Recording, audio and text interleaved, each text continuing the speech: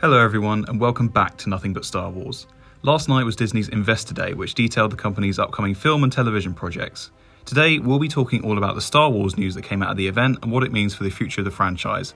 There's quite a lot to talk about, so let's dive right in. The first major piece of news was announced in the business side of the event. When discussing the success of Disney+, Kareem Daniel declared that there will be 10 Star Wars shows for the platform within the rather vague timeframe of the next few years. That's enormous, and I'm not entirely sure how I feel about it. Last year, I made a comment that while Marvel was releasing multiple films a year while also developing tie-in shows, it felt like a massive oversaturation. At the same time, Star Wars had just The Rise of Skywalker, The Mandalorian and Kenobi in development, with a few years planned between future film series. I guess with the massive success of The Mandalorian and the final season of The Clone Wars, it was inevitable that Disney would leap on that success, but still, 10 shows? All of these shows were then announced by Kathleen Kennedy, still chairman of Lucasfilm despite a million clickbait YouTube videos that clog up the algorithm and angrily state the contrary.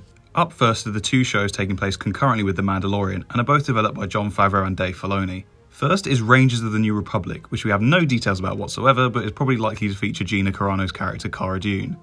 Ahsoka is the slightly more obvious one, with Rosario Dawson returning to expand her role from The Mandalorian Season 2 as the fan-favourite character from The Clone Wars and Rebels. Speaking as someone who isn't a massive fan of The Mandalorian, Rosario Dawson's alleged involvement in a transphobic hate crime, and Gina Carano's mocking of trans people and disputing the US election result on social media, yeah, can't say I'm massively stoked about either of these. It's a real shame because Ahsoka is a great character, but Dawson's performance just fell flat to me, regardless of her real-life baggage. Up next was Andor, and we got quite a chunky sizzle reel for this one, with interview segments with star Diego Luna reprising his role as Cassian Andor from Rogue One. Tony Gilroy, the man largely behind the Bourne movies, is serving as showrunner.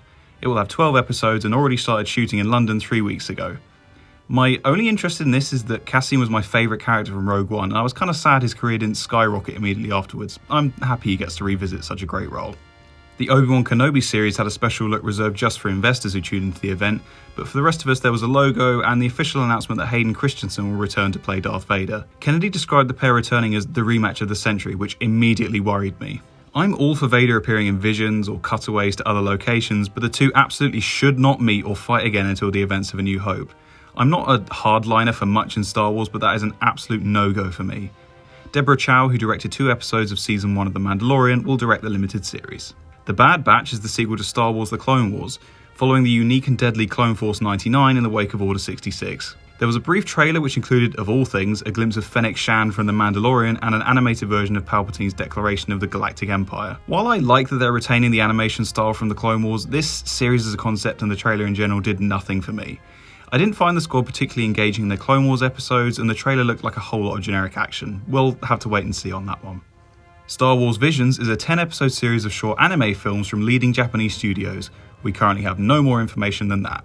Dear White People creator Justin Simeon is currently working on a Lando Calrissian event series. Again, we don't have any more information to go on. Russian Doll creator Leslie Headland is working on a series set towards the end of the High Republic era called The Acolyte. Kennedy mentioned this focuses on the rise of the dark side, so it's entirely possible we might see the Sith who precede Plagueis and Sidious before the events of the Skywalker saga. Colour me very intrigued by this one. And the final TV show announced was A Droid Story, a short animated series following a new droid being guided around the galaxy by other characters including fan favourites R2 and 3PO. Finally, on to movies. Taika Waititi is still in the process of writing his entry in the franchise. There was some vaguely spacey imagery shown, but nothing official, except this weird logo which made me think of Monty Python's Life of Brian. I'm not huge on Waititi like a lot of people are, so I'm expecting something weird and different that will probably entertain everyone else and leave me kind of ambivalent. We'll see. And last, but for me definitely not least, was the announcement that the next live-action Star Wars movie to hit cinemas will be directed by Patty Jenkins, director of Wonder Woman and the first woman to direct a live-action Star Wars film, and is titled Star Wars Rogue Squadron. It will open Christmas 2023 and focus on the next generation of starfighter pilots. As a completely shameless fan of Top Gun, and also that Star Wars game with squadrons in the title that I spent the last 2 weeks practically living in, yeah, I'm pretty into this. A few things I wanted to mention before closing. Kennedy noted that the Star Wars universe has 25,000 years of stories out there, but it's kind of ironic that all of the stories announced today either take place prior to or during the events of the Skywalker saga, i.e. the same 60, 70 year period of galactic history, with the possible exception of The Acolyte. If Lucasfilm are going to continue pouring out new Star Wars content, it'd be nice if they did something totally unexpected and went thousands of years into the past or future. There was no news or announcements whatsoever concerning the animated Rebels sequel we've been hearing rumours about for years, so I reckon that one might be dead in the water. And there was still no update on the Rian Johnson trilogy. Johnson is currently developing Knives Out 2, which might be keeping him away from Star Wars for now, but it's worth noting that while Waititi is currently involved in the next Thor movie, he's still finding time to write his entry in the Star Wars franchise. I really hope Ryan gets to at least do something else in this universe, I really do.